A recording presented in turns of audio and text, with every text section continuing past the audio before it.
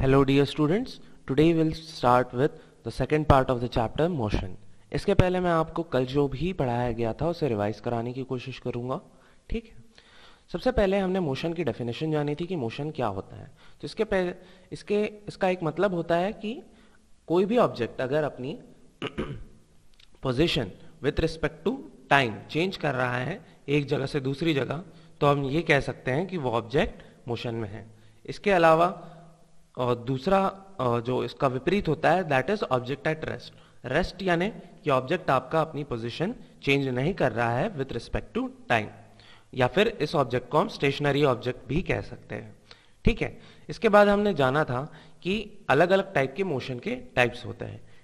एक simple example है straight line motion, जो कि इस चैप्टर में हम डिटेल में पढ़ेंगे. उसके बाद में हमने सर्कुलर मोशन के बारे में जाना, जहां पे ऑब्जेक्ट जो है एक सर्कुलर पाथ फॉलो करता है. उसके बाद में ऑसिलेटरी या फिर वाइब्रेटरी मोशन, ये तीसरा टाइप है मोशन का. कुछ केसेस में आपको ये तीनों मोशन एक साथ देखने को मिल सकते हैं. इसके बाद में हमने इस चैप्टर में जानेंगे कि मोशन के जो स्ट्रेट लाइन में मोशन होता है उसके किस टाइप के ग्राफ्स होते हैं और उसके इक्वेशंस क्या बनते हैं आज के चैप्टर में. इसके बाद में हमने रेफरेंस पॉइंट का एग्जांपल लिया था. रेफरेंस पॉइंट वो पॉइंट होता है जहां से हम चीजों को मापना शुरू करते हैं. लेट्स से इन्होंने यहाँ पर एग्जाम्पल दिया था रेलवे स्टेशन का, कि जो रेलवे स्टेशन से स्कूल 2 किलोमीटर नॉर्थ में है. तो हमने रेलवे स्टेशन को रेफरेंस पॉइंट पकड़ के हमने स्कूल का डायरेक्शन तय किया. ठीक है.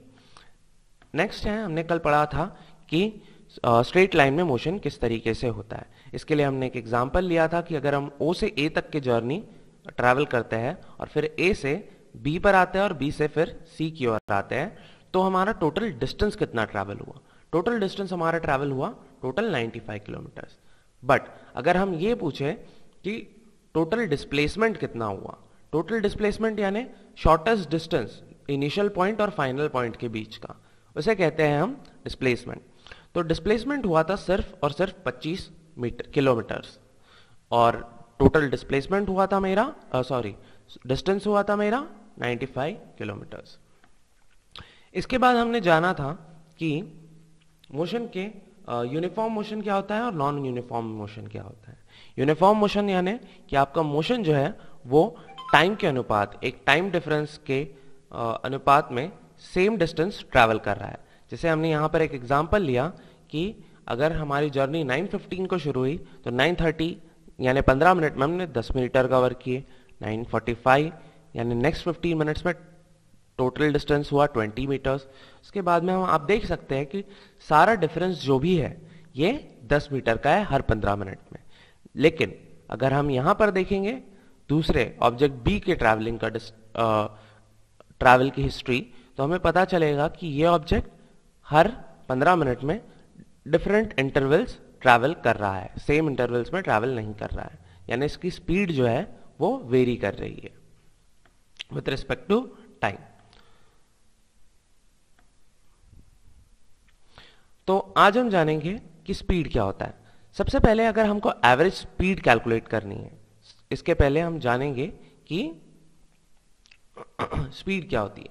स्पीड यानी कि कोई भी ऑब्जेक्ट कितना डिस्टेंस ट्रैवल कर रहा है, कितने और उसके डिस्टेंस को ट्रैवल करने के लिए कितना टाइम ले रहा है, इसको हम स्पीड कहेंगे. सो स्पीड का SI यूनिट होता है metre per second. SI unit of speed will be metre per second. इसी का दूसरा यूनिट आप ले सकते हैं सेंटीमीटर पर सेकेंड. ये छोटे डिस्टेंसेस को कैलकुलेट करने के लिए यूज किया जाता है. और जो हमारी गाड़ियां होती है उसमें हम यूनिट यूज करते हैं किलोमीटर्स पर आवर. गाड़ी का जो स्पीडोमीटर होता है, या फिर आप किसी भी गाड़ी से ट्रिप अपनी कैलकुलेट कर रहे हैं, तो आपको वहां पर स्पीडोमीटर में दिखेगा कि हम 60 किलोमीटर, 70 किलोमीटर, 100 किलोमीटर की स्पीड से ट्रैवल कर रहे हैं. ठीक है. इसके बाद में हम देखते हैं कि स्पीड के लिए, स्पीड कैलकुलेट करने के लिए हमको सिर्फ जो भी वस्तु है उसका सिर्फ और सिर्फ हमको मैग्नीट्यूड पता होना जरूरी है. किस डायरेक्शन में जा रहा है उसकी जरूरत नहीं है. लेट अस से फॉर एग्जांपल कि मैं गाड़ी लेकर घर से निकल गया, गाड़ी में तेल था मेरे, मैंने गाड़ी उठाई और चल दिया. मतलब जाना कहाँ है अता पता कुछ नहीं, बस चल दिए, ठीक है। तो मैं ट्रैवल तो कर रहा हूँ और एक स्पीड भी है मेरी जो कि स्पीडोमीटर दिखा रहा है। तो मतलब कि इस केस में मैं स्पीडोमीटर को देखकर बता सकता हूँ कि अपनी स्पीड मतलब अपनी जर्नी कितनी स्पीड से मैं ट्रैवल कर रहा हूँ। इसमें डेस्टिनेशन से कोई फर्क नहीं पड़ता। तो इस केस में हम एवरेज स्पीड कैलकुलेट करेंगे, total distance travelled divided by total time taken से। टोटल एवरेज स्पीड को हमने डिफाइन किया है v से, डिस्टेंस को s से और टाइम को, जितना भी टाइम लगा है उसको t से। इसी चीज को हम एक एग्जांपल से समझने की कोशिश करते हैं। एग्जांपल में दिया है an object travels 16 metre in 4 seconds. तो इसने कितना ट्रैवल किया डिस्टेंस? 16 मीटर डिस्टेंस ट्रैवल किया कितने सेकेंड्स में? 4 सेकेंड्स में। और उसके बाद में उसने फिर 16 मीटर फिर से ट्रैवल किया कितने सेकेंड में? 2 सेकेंड में। तो अब यहां देख सकते हो सेम ही ऑब्जेक्ट है, पहले 4 सेकेंड में उसने 16 मीटर ट्रैवल किया, उसके बाद में उसने अगले 2 सेकेंड में फिर से 16 मीटर ट्रैवल किया। तो हम कैलकुलेट करेंगे कि टोटल डिस्टेंस कितना ट्रैवल किया ऑब्जेक्ट ने। तो टोटल डिस्टेंस कितना हो जाएगा बच्चों? 16 मीटर पहले और उसके बाद फिर से 16 मीटर, यानी 16 metre plus 16 metre that is 32 metres. और हमारा टोटल टाइम कितना लगा? शुरू में हमने 4 सेकेंड इतना टाइम यूटिलाइज किया था, उसके बाद में 2 सेकेंड्स यूटिलाइज किया, तो टोटल टाइम हम कर लेंगे 4 seconds plus 2 seconds that is 6 seconds. यानी कि उसने टोटल टाइम लिया 6 सेकेंड का। अब हम इस फॉर्मूले में ये वैल्यूज पुटअप करेंगे, इस फॉर्मूले में हम ये वैल्यूज पुटअप करेंगे तो हमको रिजल्ट मिलेगा average speed will be total distance travelled और divided by total time taken. तो टोटल डिस्टेंस हमारा हो गया 32 मीटर्स और टोटल टाइम हमने लिया कितना? 6 सेकेंड्स। इसको हम कैलकुलेट करेंगे तो 6 5 30 पॉइंट लग गया क्योंकि 32 था, 2 को फिर से 0 ऐड करके और डिवाइड करेंगे, 6 3 18, फिर से 2 बच गया, तो 5.333 रिकरेंट में आपका आंसर आएगा। इसका यूनिट क्या होगा बच्चों? देखो क्वेश्चन में यूनिट फिजिक्स का एक इंपॉर्टेंट पार्ट होता है, तो यूनिट को कभी नहीं भूलना चाहिए। पहले हमने देखा कि कितना ट्रैवल कर रहा है, वो मीटर्स में ट्रैवल कर रहा है, तो डिस्टेंस हमारा किस में कैलकुलेट हुआ है? मीटर्स में।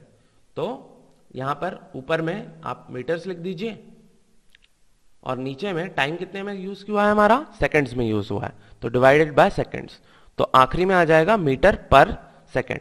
यहां पर लिखा है एम एस की पावर -1, -1 अगर पावर हो किसी चीज की तो उसको हम लिख सकते हैं 1 अपॉन दैट नंबर, ठीक है।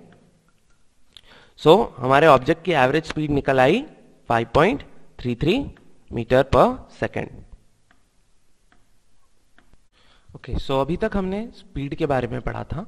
अब हम ये मेजर करेंगे कि स्पीड अगर एक डायरेक्शन में चेंज हो रही हो, अगर ऑब्जेक्ट का डायरेक्शन फिक्स्ड हो तो उसको क्या बोलते हैं? तो velocity is the speed of an object moving in a definite direction. मतलब कि अगर कोई ऑब्जेक्ट एक डेफिनेट डायरेक्शन में जा रहा है, नॉर्थ ईस्ट वेस्ट साउथ, या फिर अगर वो ऊपर या नीचे की डायरेक्शन में जा रहा है, तो हमारे पास उसकी जो डायरेक्शन है वो स्पेसिफाइड है। और अगर हमारे पास स्पीड और डायरेक्शन दोनों स्पेसिफाइड है तो हम उसे कहेंगे वेलोसिटी, ठीक है। ये वेलोसिटी जो होती है ये यूनिफॉर्म भी हो सकती है और वेरिएबल भी हो सकती है, ठीक है। ये डायरेक्शन के अनुसार चेंज हो सकती है, आपकी टाइम के अनुसार भी चेंज हो सकती है, ठीक है। इसके बाद में हम देखते हैं कि अगर किसी बॉडी की वेलोसिटी इनिशियली कुछ अलग थी और बाद में अगर चेंज हो गई, तो इस केस में हम एवरेज वेलोसिटी कैसे कैलकुलेट करेंगे? जैसे हमने एवरेज स्पीड कैलकुलेट की थी, बिल्कुल सेम कंसेप्ट यहां पर आपका लगेगा एवरेज वेलोसिटी का। लेकिन यहां पर बात एक जो ध्यान में रखने वाली है वो है कि अगर आप पहले एक डायरेक्शन में जा रहे थे, ठीक है, अब आपने अगर वेलोसिटी चेंज की और डायरेक्शन को अपोजिट कर दिया है, तो ये ऐड होने के बदले, जैसे कि एवरेज स्पीड में दोनों चीजें ऐड हो रही थी, अब अपोजिट डायरेक्शन में जा रहा है तो वो सब्ट्रैक्ट हो जाएगा, ठीक है। तो average velocity will be equal to initial velocity, यानी जो वेलोसिटी शुरुआत में थी उसके बाद में फाइनल वेलोसिटी, यानी जो वेलोसिटी आखिर में आपकी थी। इन दोनों को आपको डिवाइड करना है 2 से। ठीक है, जैसे स्पीड का यूनिट हमारा था इस एग्जाम्पल में मीटर पर सेकेंड, ठीक है, वैसे ही अगर हम वेलोसिटी लेंगे तो वेलोसिटी में भी ये हो जाएगा मीटर पर सेकेंड। ठीक है, तो अभी हम इसी अगर आगे क्वेश्चन देखेंगे और उस क्वेश्चन में के हिसाब से वेलोसिटी कैलकुलेट करने की कोशिश करेंगे। ठीक है, यहां पर भी वही लिखा है कि स्पीड और वेलोसिटी का यूनिट जो होता है वो दोनों सेम होता है, मीटर पर सेकेंड। ठीक है, या फिर किलोमीटर पर सेकेंड या centimetre per second according to the question. तो आगे हम ये क्वेश्चन देखते हैं वेलोसिटी के ऊपर, क्योंकि हमने स्पीड के ऊपर में तो एक क्वेश्चन देख लिया है। So I will skip the question number 8.2। 8.2 skip करेंगे, हम डायरेक्टली 8.3 क्वेश्चन नंबर पर जाएंगे। तो यहां पर एग्जाम्पल में लिखा है Usha swims in a 90 metre long pool. ठीक है, उषा तैर रही है एक स्विमिंग पूल में जिसकी लेंथ कितनी है बच्चों, 90 metres. She covers 180 metres in 1 minute by swimming from one end to the other. यानी कि उसने क्या किया, स्विमिंग पूल में आपके 180 मीटर टोटल ट्रैवल किया है। इसको हम डायग्राम की मदद से समझने की कोशिश करते हैं। सो अगर आप इस डायग्राम को ऑब्जर्व करें तो आपको पता चलेगा कि उषा ने 90 मीटर्स के स्विमिंग पूल को यहाँ से लेकर यहाँ तक ट्रैवल किया। फिर उसके बाद में उसने क्या कहा कि फिर से उसने 90 मीटर्स वापस ट्रैवल किया, यानी टोटल उसने 180 मीटर्स इतना डिस्टेंस ट्रैवल किया। कितने टाइम में, 1 मिनट में। ठीक है, 1 मिनट में इतना डिस्टेंस ट्रैवल हो गया। इसके बाद में उन्होंने पूछा है कि find the average speed and average velocity. तो एवरेज स्पीड अगर हम कैलकुलेट करेंगे तो हमको क्या करना होगा, total distance travelled divided by total time taken. तो हमको क्या पता है, एवरेज स्पीड निकल जाएगी हमारी, उसने डिस्टेंस कितना ट्रैवल किया था, टोटल 180 मीटर्स। ठीक है, उसके बाद में टोटल टाइम कितना लिया था, 1 मिनट। ठीक है, तो 180 metres divided by 1 minute, that will be equal to 180 metre divided by 1 minute multiplied by 1 minute divided by 60, क्योंकि हमको आंसर चाहिए मीटर पर सेकेंड में, है ना, और यहां पर दिया है मिनट्स। तो 1 मिनट में हमको पता है क्या है, 60 सेकेंड होते हैं। तो 1 मिनट डिवाइडेड बाय हम 60 सेकेंड्स कर देंगे इसको मल्टीप्लाई। ठीक है, तो ये मिनट 1 मिनट 1 मिनट कैंसिल हो गया, तो आपका आ गया 180 divided by 60 seconds, that will be 3 metre per second. यानी कि उषा कितनी स्पीड से ट्रैवल कर रही है, 3 मीटर प्रति सेकेंड की स्पीड से वो स्विमिंग पूल में ट्रैवल कर रही है या फिर स्विम कर रही है, जैसा आपको कहना चाहो। उसके बाद में हम एवरेज वेलोसिटी कैलकुलेट करने की कोशिश करते हैं। एवरेज वेलोसिटी आपकी आ जाएगी displacement divided by total time taken. अब देखो इस डायग्राम के हिसाब से अगर हम चले तो मान लो कि उषा यहां पे थी। ठीक है, उसने यहां से डिस्टेंस ट्रैवल किया स्ट्रेट लाइन में यहां तक का। ठीक है, 90 मीटर्स, फिर वो वापस आ गई यहीं पर 90 मीटर्स ट्रैवल करके। तो उसके इनिशियल और फाइनल पॉइंट में डिफरेंस कितना है, 0 मीटर का। कैसे, क्योंकि शुरुआत में जहां से उसने शुरू किया था वो वहीं पे आ गई।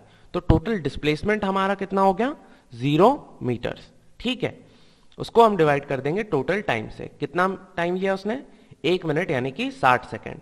ठीक है, तो उसने 0 डिवाइडेड बाय हम 60 डाल देंगे metre per second, that will be equal to 0 metre per second. तो इस केस में हम टोटली डिफरेंस समझ सकते हैं स्पीड और वेलोसिटी के बीच का। जहां हमारी स्पीड आई 3 मीटर पर सेकेंड, वहीं पर हमारी वेलोसिटी इसी क्वेश्चन में आई 0 मीटर पर सेकेंड, है ना, क्योंकि टोटल डिस्प्लेसमेंट कितना हुआ था, 0 मीटर्स का, इसीलिए आंसर एवरेज वेलोसिटी भी हमारी 0 आई है। लेकिन टोटल स्पीड हमारी कितनी ट्रैवल हो गई थी, टोटल स्पीड हो गई थी हमारी 180 divided by 60 seconds, that is 3 metre per second. आगे हम समझने की कोशिश करेंगे कि वेलोसिटी को अगर हम टाइम के हिसाब से और चेंज करने लगे तो क्या होगा। ठीक है, लेट्स से आपने गाड़ी चालू की। ठीक है, अगर मैं अभी शुरुआत में गाड़ी 30 किलोमीटर पर आवर की स्पीड से चला रहा हूँ, उसके बाद मैंने क्या किया, अपनी रास्ता मुझे खुला हुआ नजर आ रहा है तो मैंने गाड़ी की स्पीड बढ़ा दी, है ना। तो क्या हुआ, फिर गाड़ी की स्पीड 30 से मैंने स्टार्ट कर ली मानो। फिर उसके बाद में हाईवे लग गया, तो हाईवे पे तो और खाली होता है, तो मैंने सीधा स्पीड बढ़ा दी 100 किलोमीटर पर आवर की स्पीड से। ठीक है, तो मतलब मैं क्या कर रहा हूं कि अपनी, मेरा रास्ता तो सीधा है, ठीक है, लेकिन मैं उस रास्ते पे जाते वक्त क्या कर रहा हूं, अपना वेलोसिटी जो है उसको चेंज कर रहा हूं, या अपनी स्पीड को जो है चेंज कर रहा हूं। ठीक है, हर एक पॉइंट ऑफ टाइम के हिसाब से, मेरे आगे की आने वाली सिचुएशन के हिसाब से, है ना। तो यहां पर क्या हो रहा है कि मेरी वेलोसिटी चेंज हो रही है विथ रिस्पेक्ट टू टाइम। ठीक है, तो अगर हम rate of change of velocity with respect to time अगर कैलकुलेट करते हैं तो उसे हम कहेंगे acceleration.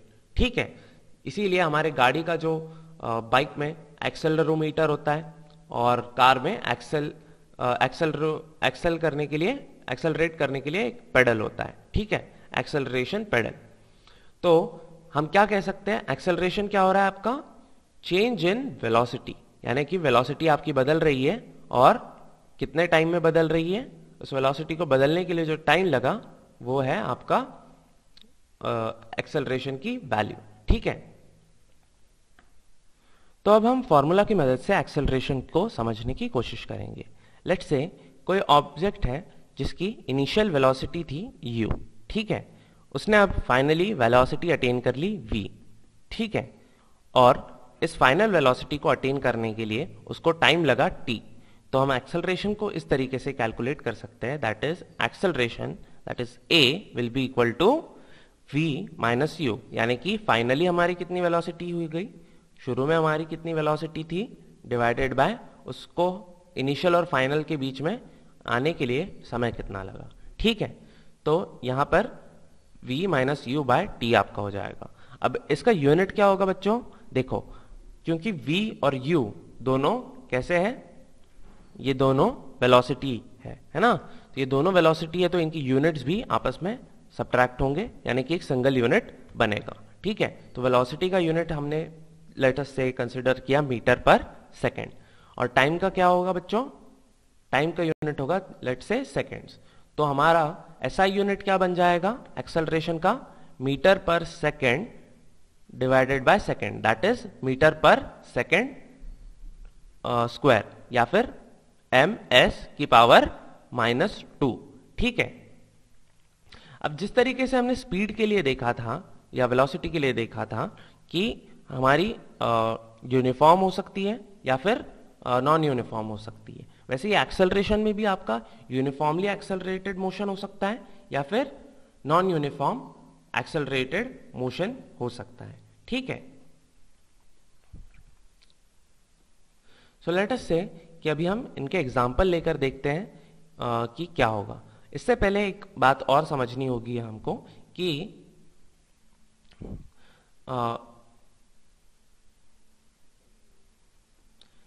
acceleration is taken as positive if it is in the direction of velocity।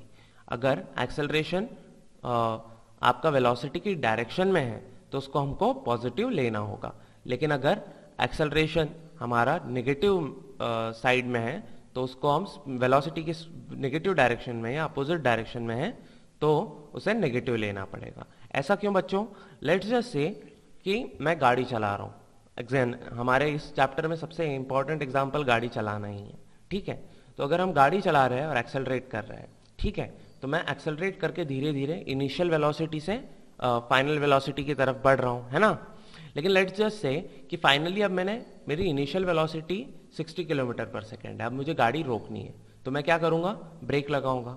तो ब्रेक लगाने के कारण क्या हो रहा है, धीरे धीरे आपकी गाड़ी का स्पीड जो है वो कम हो रहा है, तो आपकी फाइनली जो वेलोसिटी आ जाएगी इस केस में v फाइनली आपका 0 हो जाएगा। इनिशियल हमने 60 ली थी, है ना, तो फाइनली आपका क्या हुआ कि 0 की तरफ में आ गया। अब क्योंकि फाइनल वेलोसिटी आपकी नेगेटिव में रहेगी तो एक्सेलरेशन भी आपका नेगेटिव में आएगा। ठीक है, लेट अस सी की एग्जांपल्स के यूज के कारण हम इसको किस तरीके से कैलकुलेट कर सकते हैं। ठीक है, तो एग्जांपल नंबर 8.4 सेज कि starting from a stationary point position Rahul pedals his bicycle to attain a velocity of 6 meter per second in 30 second. यानी कि लेट्स से इनिशियली राहुल ने अपनी बाइसिकल चालू की और 30 सेकेंड के अंदर उसने कितनी वेलोसिटी अटेन कर ली, 6 मीटर पर सेकेंड की वेलोसिटी अटेन कर ली। Then he applies brake such that the velocity of bicycle comes down to 4 metre per second.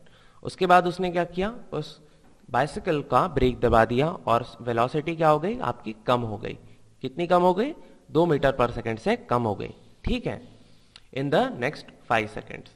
इस वेलोसिटी को नीचे लाने में उसको कितना समय लगा, 5 सेकेंड का समय लगा। तो हमको कैलकुलेट करना है एक्सेलरेशन ऑफ द बाइसिकल दोनों केसेस में। तो पहले केस में क्या हुआ है हमारा, पहले केस में ये हुआ है कि इनिशियल वेलोसिटी यानी कि क्योंकि साइकिल स्थिर थी, एक जगह पे थी, तो उसकी इनिशियल वेलोसिटी हम ले लेंगे 0 मीटर पर सेकेंड। फाइनली उसने कितनी वेलोसिटी अटेन की, 6 मीटर पर सेकेंड। ठीक है, और इस वेलोसिटी को अटेन करने के लिए कितना टाइम लगा, 30 सेकेंड्स। तो अब हम ये ही वाला फॉर्मूला यूज करेंगे और इस फॉर्मूले में ये वाली वैल्यूज एडअप कर लेंगे। तो क्या हुआ, initial velocity acceleration is equal to final velocity minus initial velocity divided by t।